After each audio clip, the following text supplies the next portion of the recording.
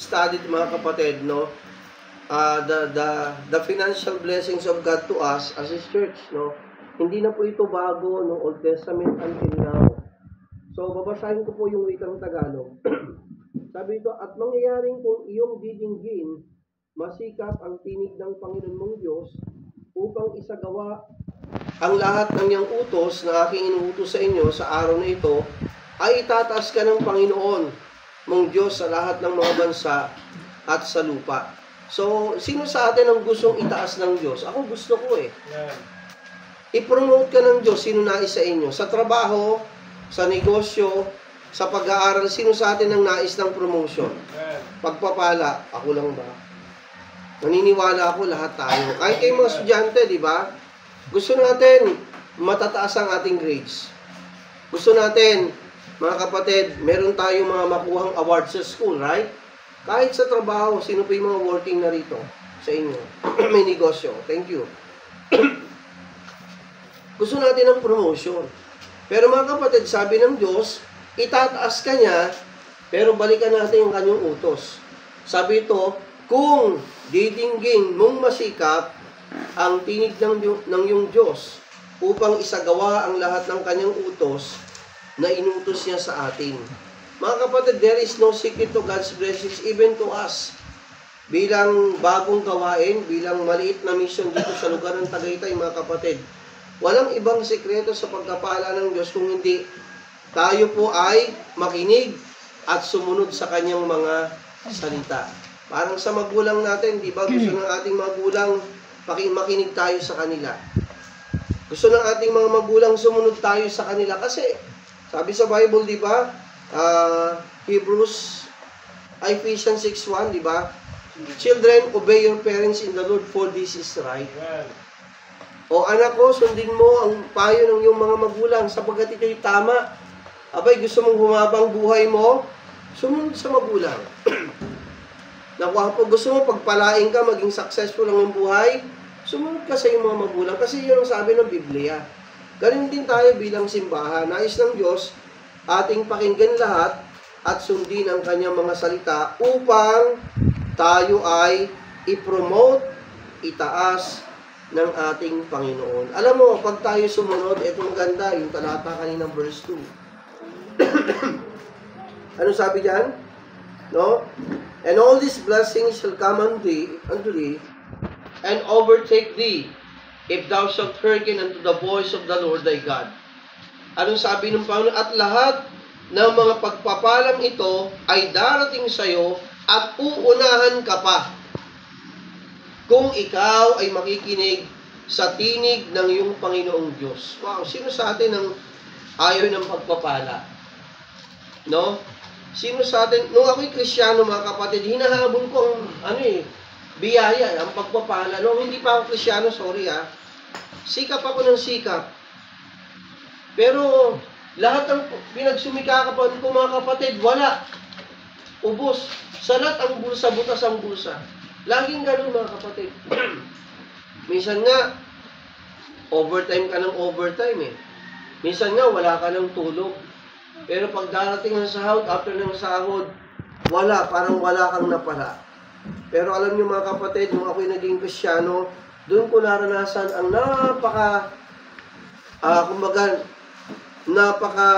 napakabait ng Diyos sa akin, mga kapatid. Danas ko yan, hindi ko na mabilang ng aking mga kamay kung gaano katapat ang Diyos na mayroon ako. Sa aking, ako'y nasa 24 years old na ako Pero mga kapatid, yung mga lugar, hindi ko pa nararating, yung mga akala kong hindi ko maaabot sa biyaya ng Diyos, mga kapatid, talaga naman, akala ko hindi ako makakapag-asawa nun Kasi 24 na ako O, diba? Pero salamat mga kapatid, talagang ang Diyos, He provided. No, He is Jehovah Jireh.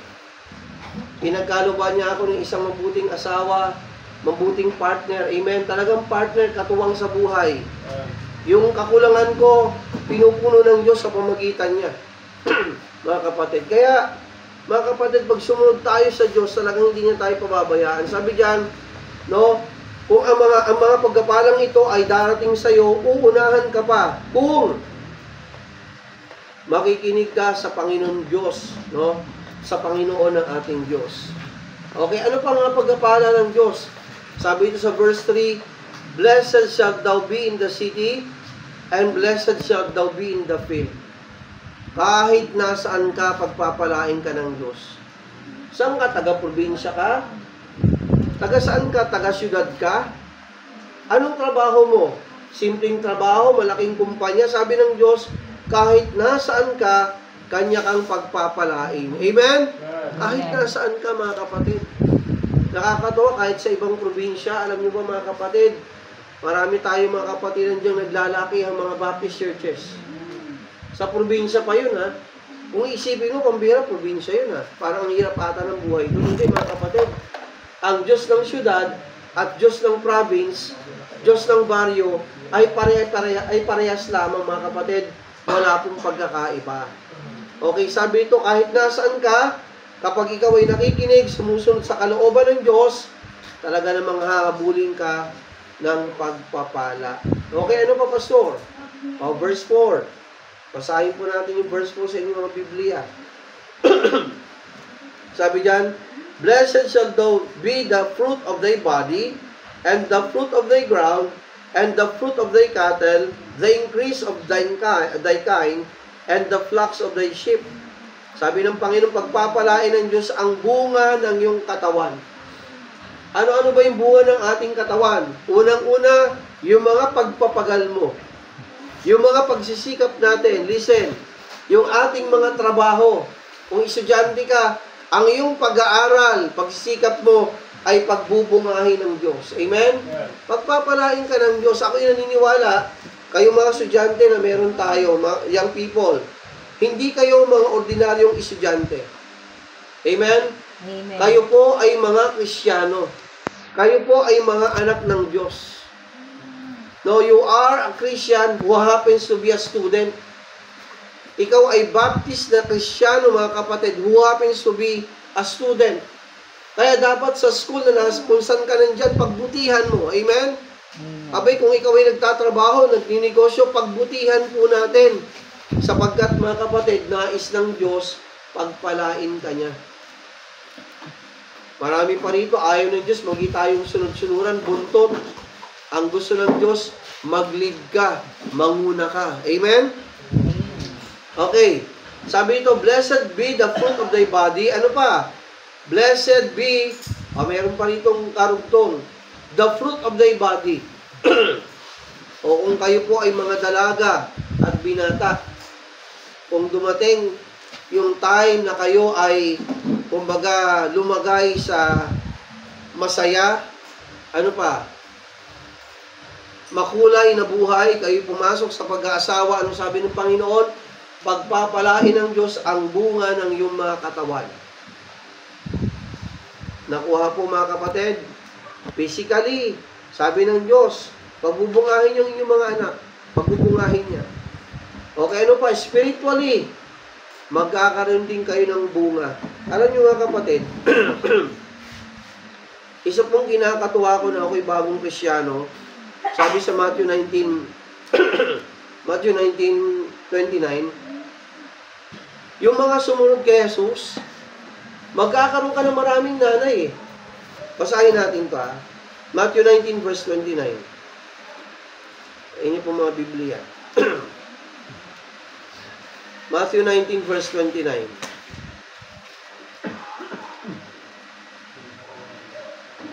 Okay, nakita na po sa amen? Ayan o. Kung ikaw, sa ngalan ni Kristo, sumunod ka sa Kanya, anong magkakaroon tayo, Pastor? Sabi dito, no? "And everyone that forsaken houses, or brethren, or sisters, or father, or mother, or wife, or children, or lands, for my name's sake shall receive an hundredfold, and shall inherit everlasting life." Sabi diyan, ang bawat nag-iwan ng kanyang mga bahay, kapatid, lalaki man, babae, ama, ina, o mga anak, o mga lupa, dahil sa aking pangalan, ay tatanggap ng tig-100 at magsisipagmana ng walang hanggang buhay. Mga kapatid, nung ako'y bagong Kristiyano, natutuwa ako. Kasi sa church, marami akong nanay. Amen? Sa simbahan, marami kong kapatiran. Sa simbahan, doon ako lumago. Masaya. Akala ko nung una, pagka sinabi mong Kristyano, pagka sinabi mong Baptist, mga isnabero yung mga tao. Hindi, mga kapatid. Sa gate pa lang, may bumati na sa akin, di ba? Alam mo yung warm welcome sa'yo, binati ka, pinaupo ka, kung kailangan mo ng tubig, ito ha, yung CR nandun. Talaga namang very, mga kapatid, ganun tayo bilang Baptist eh. Tapos, saan ka pa, ipalibasa, lumaki ka sa Katoliko. Walang ganun eh. Di ba, magpasok natin sa Katolikong simbahan, bahala ka sa buhay mo. Iistabing ka ng katabi mo eh. Magkakabatian lang kayo pag sinabi ng pari, peace be with you, and also with you. Peace, peace, peace, peace. Ganun lang ako. Hindi ko magtitingnan sa mata. Maka-peace lang ako. Wala na. Takbo na. Labasan ng simbahan na walang natutunan. Ay, pambira, bago ko lumabas ang simbahan, sabi sa akin ng mga kabataan, Brad, merienda ka muna. Sabi ko, pambira ang simbahan ko. First time ako nakarating dito, nagsimba na nga ako, hindi talaga ako, pinaalis ng hindi nagmimerienda man lang. Sabi ko, napakaganda naman dito, babalik ako. Alam niyo mga kapatid, babalik ako. Higit sa lahat mga kapatid, ang binalikan ko ron, ang salita ng Diyos. Kasi the day mga kapatid, that was May 9, May 9, 1999, it was my first day at Lighthouse Bible Baptist Dasmariñas. Unang Sunday ko yun, bisita ako, inimbitahan ako. Hindi dahil sa warm fellowship, isa yon. Pero ang most mga kapatid, ang salita ng Diyos. Uhaw na uhaw ako. Sabi ko, babalik ako. Sakto naman, sabi ng mga young people sa akin, mamaya, 2 o'clock, may YP. Pwede? Balik ako ng mga kapatid. Oops! Di ba natapos ang young people, di ba? Mag-4 na. Maya-maya, meron tayong evening service o worship service sa hapon, 4 to 6. Sabi ko, pwede pa ba ako mag-stay? I-stay ako mga kapatid. Ano pa yung mga araw? Wednesday, prayer meeting, pwede ba akong bumalik? Friday, doctrine class, pwede bang bumalik? Mga kapatid, ang sarap mag-aral ng salita ng Diyos. Amen? Kung hindi ka excited mga kapatid, kung hindi ka nananabik, there is something wrong with you. Amen? Ang sarap kaya ng salita ng Diyos. O sabi ng Panginoon, magkakaroon ka ng maraming nanay. Kung nag-iwan ka man ng magulang mo, yung mga sumunod sa Panginoon dati, kasi ito po yan ha. Nung time ni Jesus, pag sinabi mong Christian ka, cast out ka sa pamilya mo. Ganun dati. Matik yun. Itataboy ka ng mga magulang mo pag nalamang Kristiyano ka. Ganun sila katindi. Kaya pagka sinabi mong Kristiyano ka, asahan mo na. Possible hindi ka na makakauwi ng bahay mo. Ganun dati mga kapatid, persecuted sila. Pero sabi ng Panginoon, walang nag-iwan ng kanilang tahanan, mga kapatid na babae, lalaki, tatay, nanay, lupa, mga anak, sa ngalan ng Kristo, na hindi binalik ng Diyos ng 100 ulit at nagmana o magmamana ng buhay na walang hanggan. Okay? So, dito na tayo mga kapatid sa sumunod na talata. Deuteronomy, balik tayo. 28.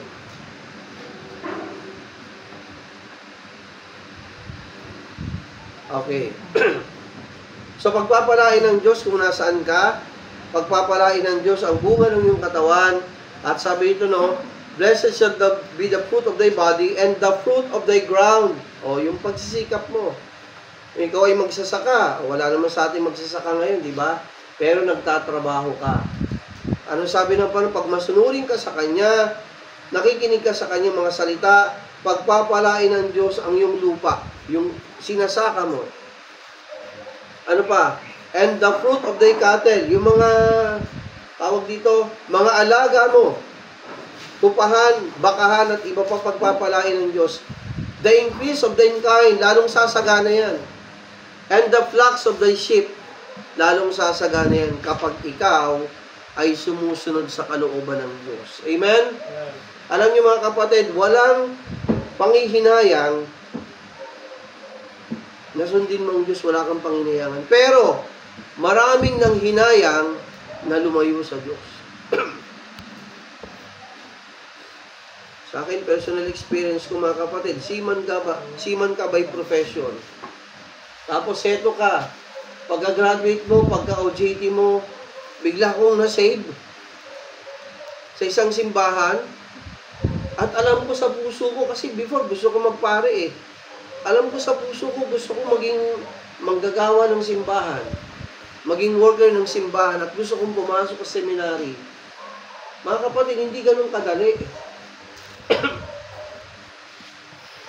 Sabi ko nga sa inyo yung aking mga kaklase before, mas mga tamad pang mag-aral sa akin yun. Mga nakasakay ng barko yun. Pasensya na, yung ibang araw nangungopia pa nga sa akin. Meron akong klaseng gano'n, nangungopia pa sa akin eh. Tapos naka-perfect siya. Samantalang ako, mali ng isa siya perfect. Sabi ko, susunod, di na talaga ako magpapakopya. Hindi ka pa nagpupukya. Mga kapatid, ang tanong pa, so nagsisi ka ba dahil hindi ka na sumakay ng barko? Hindi. Wala akong pinagsisisihan. Amen. Very contented ako kung anong meron ako ngayon sa biyaya ng Diyos. Okay, verse 5. Ano sabi diyan? Blessed shall be thy basket and thy store. Magiging mapalad ang iyong buslo at ang iyong palayo. Pagkukulangin ka ba ng Diyos? Hindi. Yung lalagyanan mo ng pagkain, sabi ng Panginoon, laging may laman yan. Konti, marami, laging may laman yan. At sabi ng Panginoon, kahit panglutuan, hindi mawawala ng Diyos. Mga kapatid, kapag tayo po'y sumusunod sa Kanya. Verse 6, Blessed shalt thou be when thou comest in, and blessed shalt thou be when thou goest out. Magiging mapalad ka sa iyong pagpasok. I mean, pagpasok mo sa trabaho mo. Pag-uwi mo, sabi ng Diyos, mapalad ka sa iyong paglabas. Kung ano mo mga kapatid, yung mga taong yung mga kapatid, sila po yung mga masunod sa kalooban ng Diyos. Verse 7, The Lord shall cause thine enemies that rise up against thee to be smitten before thy face. They shall come out against thee one way, and flee before thee 7 ways. Sabi ng Panginoon, kung may umaaway sa'yo, ano sabi ng Panginoon? Sila ay babagsak sa harapan mo. Isipin mo yun. Anong ibig sabihin nun, Pastor? Abay, iingatan ka ng Diyos. Kahit sa mga tao nag-iisip ng masama, laban sa'yo. Nakuha po mga kapatid. Minsan tayo mga Kristiyano, para bang mistreated tayo sa mundong to eh. May mga ganung pagkakataon minsan eh. Pero hindi. Mga kapatid, huwag kang matakot. Huwag kang mag-alala. Kasama mo ang Diyos. Pasasaktan ng Panginoon sa harapan mo ang iyong mga kaaway na nagbabangon laban sa iyo. So kung may mga taong galit sa iyo, sige lang. Magpatuloy ka lang sa Panginoon. Sabi ng Panginoon, akong bahala sa kanya sa iyo. Sila'y lalabas laban sa iyo sa 100 at tatakas sa harapan mo sa 700. Isipin mo yun. Kung kakampi mo ang Panginoon, mga kapatid, sabi ng Bible, if God be for us, who can be against you? Amen? If God be for us, who can be against us? Kung ang mundo, mga kapatid, ay galit sa atin, muhi sa ating mga Kristiyano, sabi ng Bible, kung kakampi mo ang Panginoon, anong laban ng mundo sa'yo? Pero minsan nakakalungkot. Pag hindi naging maingat ang mga Kristiyano, kabataan, sa panahon to, number 1 biktima yan. Kahit tayo mga adult, pag hindi tayo naging maingat, mga kapatid, minsan sumasabay tayo sa agos ng mundo eh. Hello? Hello mga kapatid? Amen. Abay, kung ang mundo ay agos, pag ganun, anong dapat mong gawin? Sasabay ka rin ba? Sa kinang ng mundo, mga kapatid, sa kalaswa ng mundo, sa kasalanan ng mundo, sasabay ba tayo, mga kabataan, kahit tayo po mga adult? Mga kapatid, kung ang ahon ng mundo ay pag ganun, abay, salubungin natin. Amen? O kaya, magpakatatag ka. Tumindig ka lang dyan, kahit ang agos ng mundo ay pag ganito. Sagasaan ka man, sige lang. Ang mahalaga, tumitindig ka sa Panginoon. Pero mas maganda yung sinasalubong mo no? Mas maganda yung ganun, lumalaban ka. Hindi pwedeng aayong ka na lang sa takbo ng mundo, mga kapatid. Wag.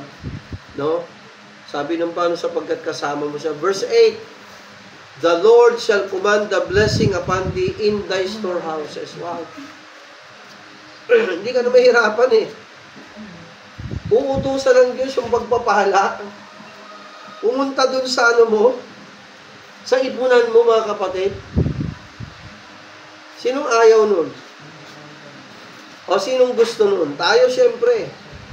Sabi diyan, and in all that thou settest thine hand unto, and he shall bless thee in the land which the Lord thy God giveth thee. At pagpapalain ng Diyos kung saan kanya nilagay. Amen? Pagpapalain ng Diyos kung saan tayo nilagay ng ating Panginoon. So yung ating ginagawang building dyan, mga kapatid, pagtsagaan muna natin ngayon. Amen? Ako'y naniniwala, mga kapatid, hindi ganun kadali. Di ba? Umalis tayo doon sa kabila. Madalian. Isipin mo, mga kapatid, for almost a year, ang hirap maghanap ng maupahan. Eh, kamahal pa naman dito sa Tagaytay ng paupahan. Simpleng bahay, may isang garahe, mag-ready ka na ng 12,000 to 15,000. Maliit lang na bahay yun, ha? May isang garahean. Hindi ganun kadaling maghanap. Sabi ko nga nun, Lord, sa isip-isip ko nung bilang pastor, kasi ako yung para bang pinupupok ng dalawang bato eh. Nasa gitna ako eh. Hindi nyo ramdam yun, pero pastor nyo, nag-aalala na Diyos lang talaga lumalapit, sa Diyos lang lumalapit. Lord, nagagalit na yung may-ari ng bahay. Wala pa kaming lilipatan. Lumagpas na kami sa takdang panahon ng usapan, kontrata. Hanggang ngayon, nandito pa rin kami. Hindi ganun kadali, mga kapatid. Paano sinuyod natin ito, mga kapatid? Naghanap-hanap tayo. Ang hirap maghanap. Pero nung nakita ko to, tinanong ko rin ng Panginoon, Lord, dito mo ba kami dinala? At dito ba talaga? Kung dito mo kami idadala, Panginoon, sasang-ayon ng lahat. Eh, biyaya ng Diyos eh. Sumang-ayon ng lahat.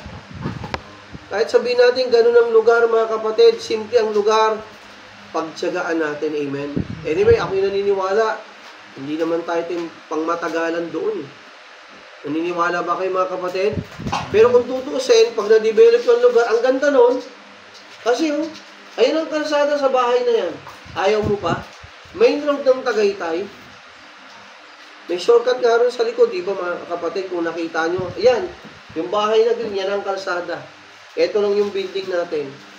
Main road ng Tagaytay, going to Picnic Grove. Hindi natin alam eh. Abi, pag nabuksan yun at binigay sa atin, ang mas maganda sa akin ha. Kasi bakante pa yun dun banda, parang ganyan. Open siya. Hindi natin alam eh. Kung ano yung plano ng Diyos. Pero sa atin lang, mga kapatid, sumunod, amen? Sumunod sa Panginoon, sumuporta sa gawain ng Panginoon, at huwag tumigil. Sabi ng Panginoon, igagawad sa inyo ng Panginoon ang kanyang pagpapala sa iyong mga kamalig, at sa lahat ng pagpatungan mo ng iyong kamay, ay pagpapalain ka sa lupain na binigay sa iyo ng Panginoon mong Diyos. Abay, pambira, mga kapatid, kung kasama natin ang Diyos, mga kapatid, hindi tayo pababayaan ng Panginoon. Kahit nasaan ka. Pagpapalain tayo ng Diyos. Kaya suportahan lang po natin ang gawain ng Panginoon. Verse 9. Anong sabi sa verse 9? The Lord shall establish thee an holy people unto himself, as he had sworn unto thee, if thou shalt keep the commandments of the Lord thy God, and walk in his ways. Anong sabi ng Bible, mga kapatid?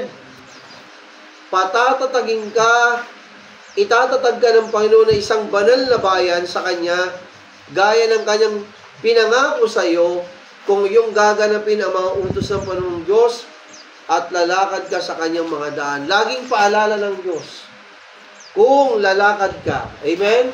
Amen. Kung susunod ka sa aking mga utos, kung mananatili ka sa akin, sabi ng Diyos, patatatagin ka niya.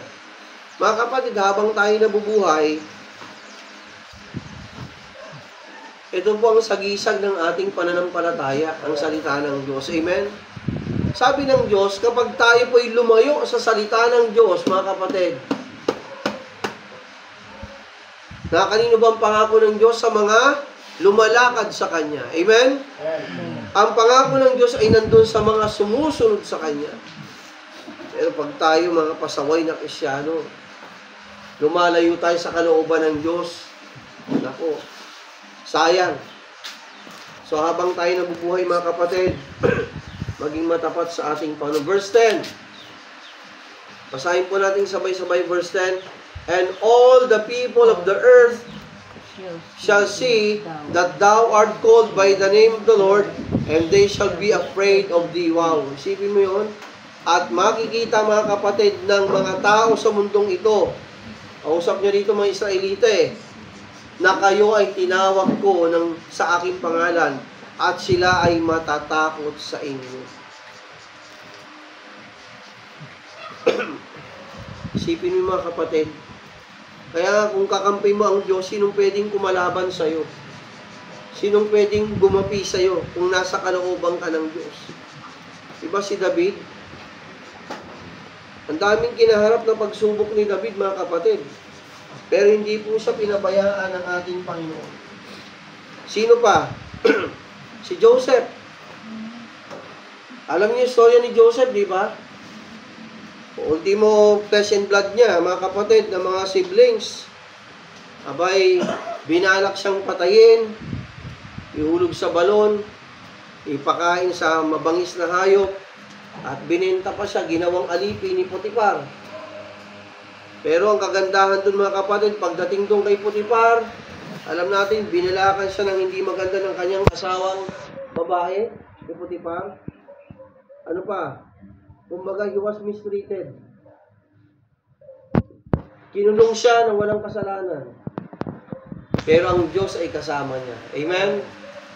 Mula doon mga kapatid, sa kulungan, tinanggal siya ng Panginoon at siya'y pinunong. Naging siyang governor ng Egypt next to Pharaoh. Sino pa? Si Shadrach, Meshach, Abednego. Mga kapatid, ayaw lumuhod sa ribulto ni King Nebuchadnezzar. Tinapon sa uno ng apoy. Pero mga kapatid, lumabas nang walang nangyari sa kanila. At kung sino'y nagpatapon mga kapatid, na galit sa kanila, yun ang tinapon at sila yung mga nangamatay. Si Queen Esther, di ba kilala natin? Si Esther, na pamangkin ni Mordecai. Wala na siya magulang, patay na nanay, tatay niya . So, kumugkup sa kanya si Mordecai, ang kanyang tito. Siyempre, api-api ang mga Israel, di ba? Sinong hari yon? Nalimutan ko yung hari . Kung naalala nyo, banggitin nyo na lang. Dahil nga, mga kapatid, meron doong taong galit na galit sa mga Hudyo at gusto silang ubusin. Gumawa ng batas, lahat ng Hudyo patayin. Si Mordecai, kumbaga, kinausap din siya ng Panginoon, hindi pwede ito. Maubos ang lahi namin. Nagkaroon ng anong tawag doon? Naghahanap ang hari ng mapapangasawa.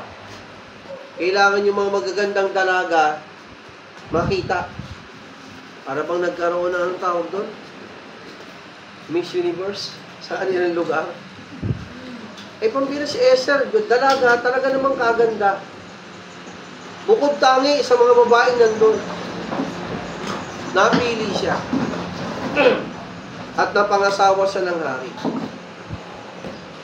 At sabi nga ron, kung ikaw ay asawa ng hari, kahit asawa ka pa ng hari, kapag hindi ka pinapahintulutan na pumasok sa kanyang chamber, mamamatay ka. Kapag hindi ginanon sa'yo ng hari ang scepter niya, yung kanyang parang tungkod. Sabi ni Queen Esther, sabi ni Mordecai, Esther, pamangkin, papatayin tayo, may gumawa ng batas, pirmado, silyado ng hari. Papatayin lahat ng ating lahi. Gumawa ka ng parang kausapin ng hari. Nakausap ni Mordecai yung kanyang pamangkin, si Esther. Ano sabi ni Esther? Para sa aming lahi, kailangan masalba sila . Kung ako'y patayin ng hari, okay lang. Kung ano man maging desisyon ng hari, kakausapin ko siya. O siyempre, sabi ni Mordecai, mag-aayuno kami.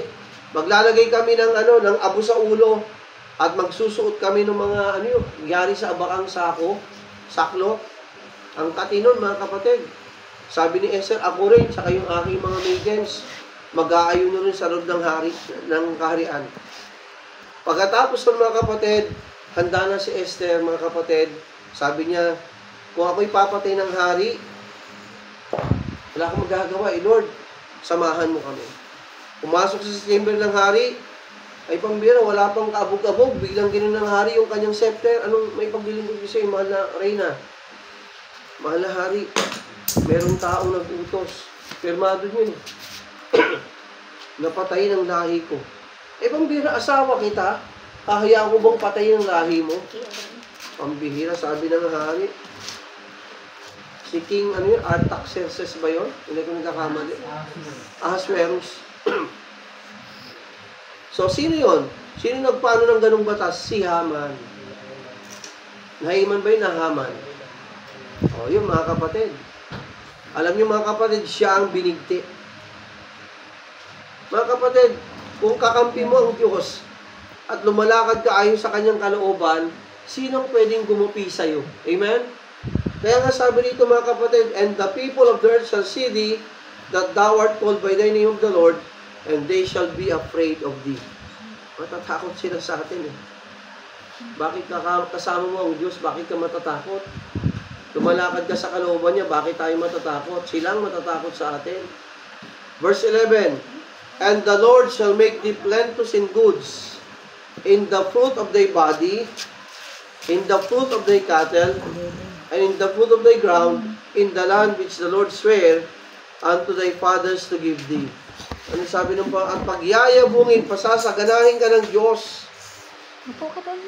Sa ikabubuti mo, sa bunga ng iyong katawan, sa bunga ng iyong mga hayop, at sa bunga ng iyong lupa, sa lupay na isinumpan o pinangako ng Diyos sa iyong mga magulang, upang ibigay sa iyo. Mga kapatid, sabi ng Panginoon, pagbubungahin niya tayo.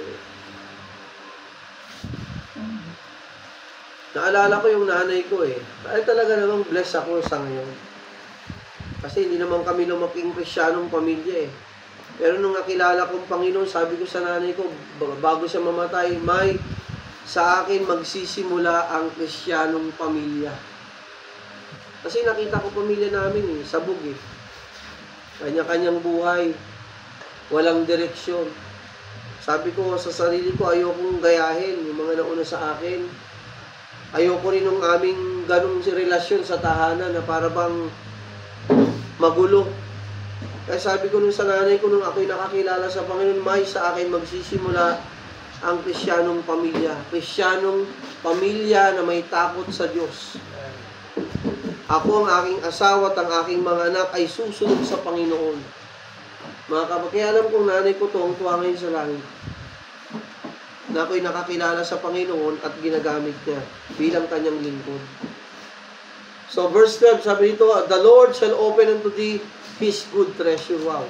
Bonus pa to. The heaven to give the rain unto thy land in his season, and to bless all the work of thine hand, and thou shalt lend unto many nations, and thou shalt not borrow. Bubuksan ng Panginoon sa iyo ang kanyang mabuting kayamanan, ang langit, upang ibigay ang ulan sa iyong lupain, sa kapanahunan, upang pagpalain ang buong gawa ng iyong kamay, at ikaw ay yung magpapahiram sa maraming bansa, at ikaw ay hindi hihiram. Yun ang sabi ng Diyos, magpapalain niya tayo mga kapatid. Ikaw ang magpapahiram at hindi ikaw ang manghihiram. Kaya alam niyo mga kapatid, ang Hudyo, mga mayayaman yan eh. Sabi nga nila, pag dinikitan ka ng Hudyo, ng negosyo, tatalo ka talaga. Magagaling sila pagdating sa negosyo, mga kapatid. Yan ang mga Hudyo. No? O sabi ng Panginoon, pagpapalain niyang yung kamay, no? At hindi nahayaan ng Diyos, mga kapatid, na mawalan ka. Ikaw na nagtitiwala sa Kanya at sumusunod sa Kanya. Kaya isipin natin yung mga kapatid. Minsan, Lord, bakit parang o nagtatanong kasi sa pagpalain ka ang tanong, sumusunod ka ba ng maayos? Amen? Amen. Lumalakad ba tayo sa kalooban ng Diyos? Oh, we don't have the right to question God. Lord, why your blessings is so mabagal to us? Abay, tanungin natin ang ating mga sarili, okay ba ang aking relasyon sa Diyos? Oh, kahit financially, binabalik ko ba sa Diyos ang tithes niya? Di pa tayo nagbibigay nun. Naghahandog ba ako ng pusang loob, masaya sa aking puso ng aking mga offering sa Panginoon? Kasi financial blessing yun, mga kapatid.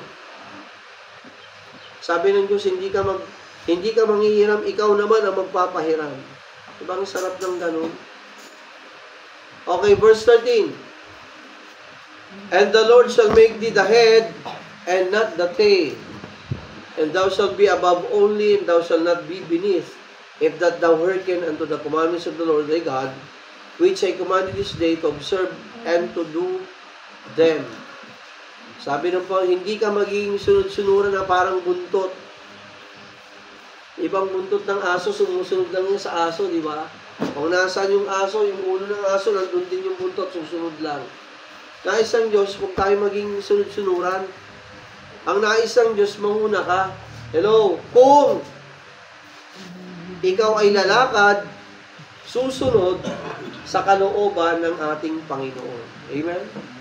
May condition yun, hindi pwedeng wala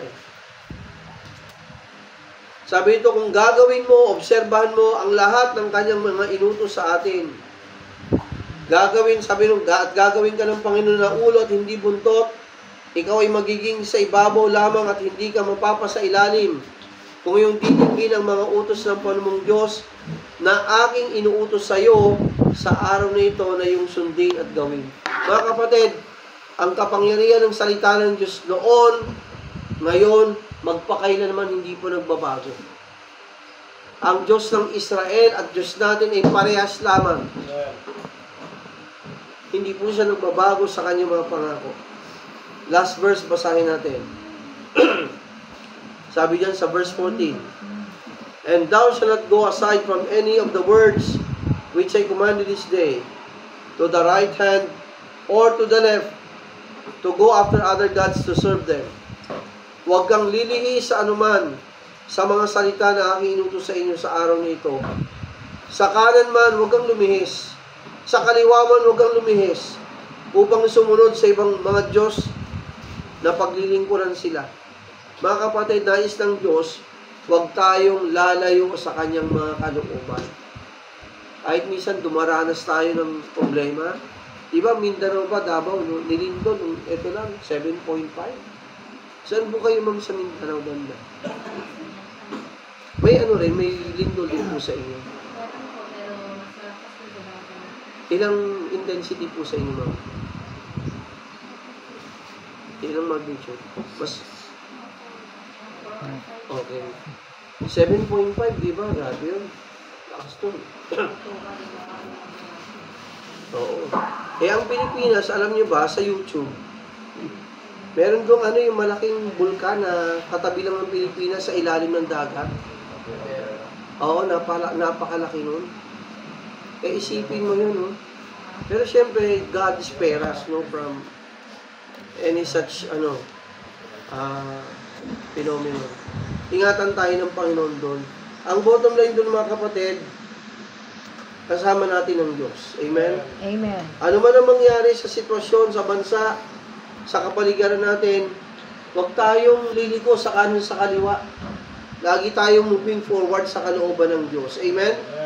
Lagi nating hanapin, sundin, ng matapat ang mga kalooban ng Diyos sa ating buhay. Sapagkat na isang Panginoon, mga kapatid, tayo ay Kanyang pagpapalain o pagpalain.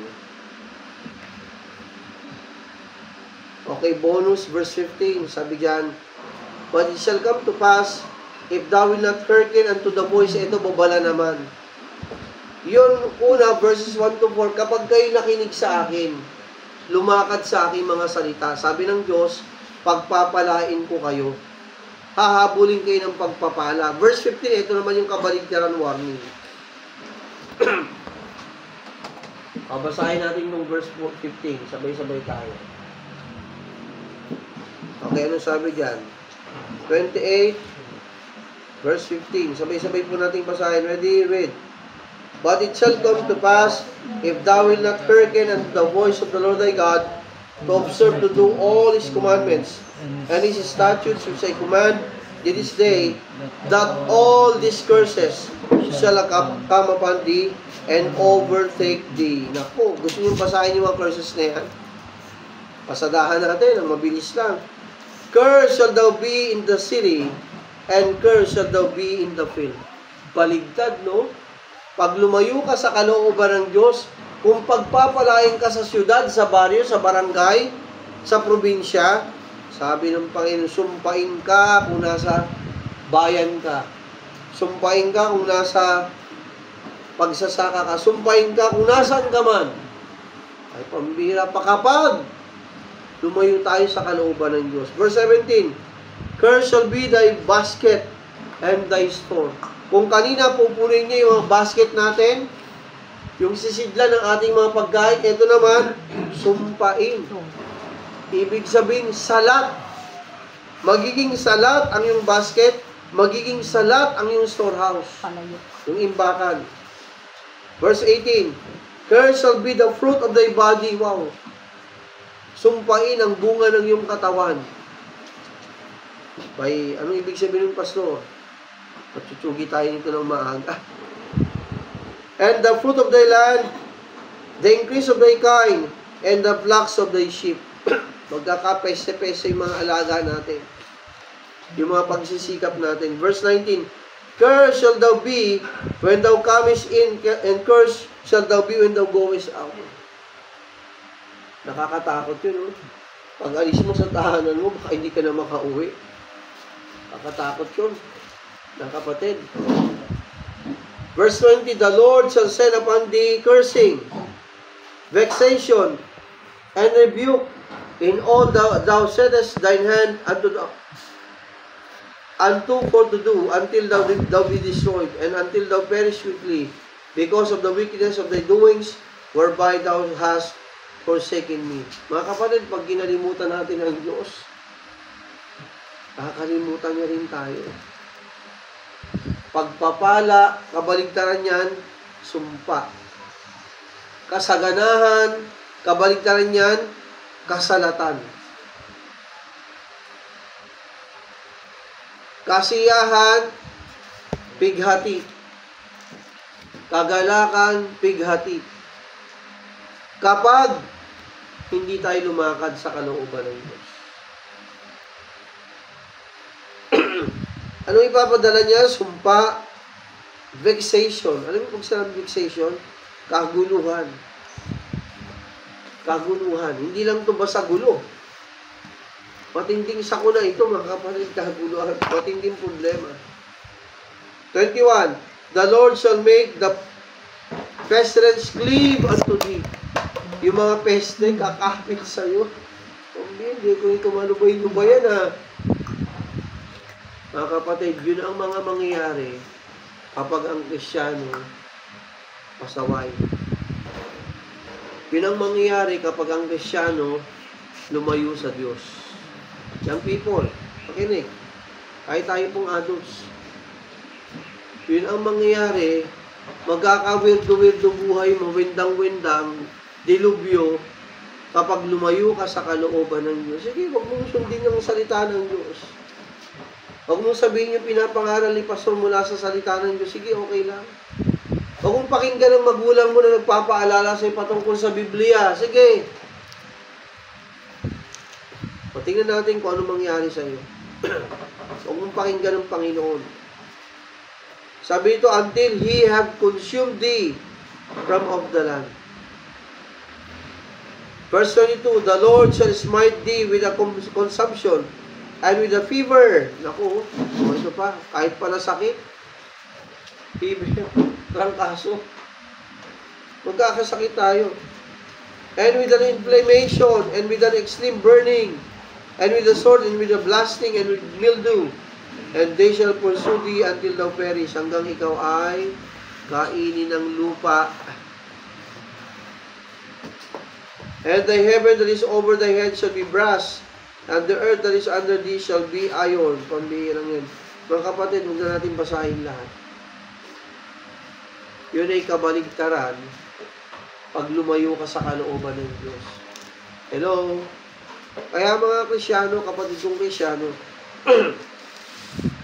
kabataan, elementary, high school, young people, matutong makinig. Di ba sabi ng Bible,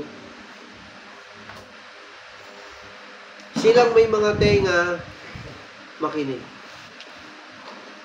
Sabi ng Bible, the wise man will hear and will increase learning. Binigyan na tayo ng Diyos ng babalaw.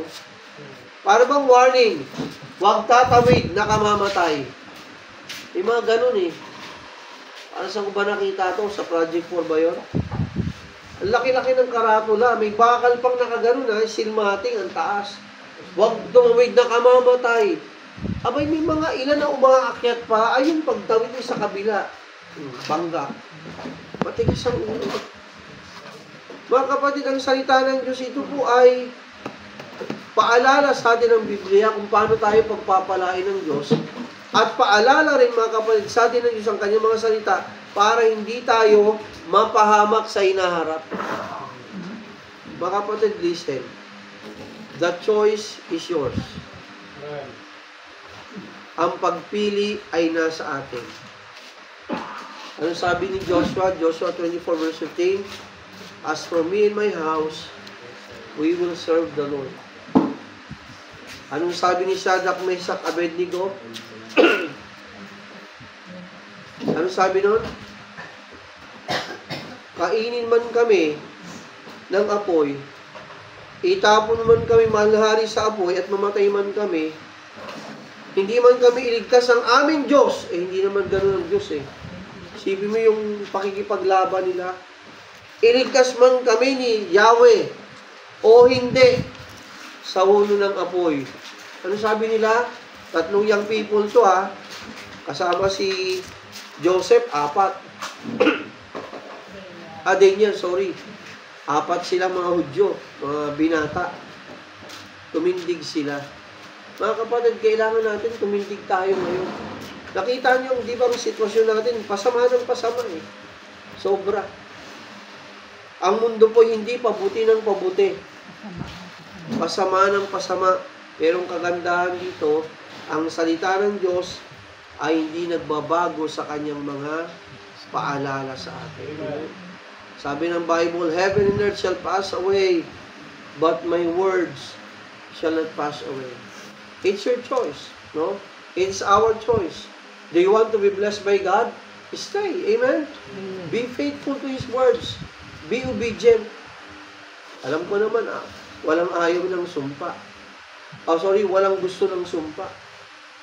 O, di ba? O, pag lumayo ka, kabaligtaran eh. Mawawala tayo sa mundong ito ng maaga. Baka mamaya, unsaved ka pa. Yun ang malungkot dun eh.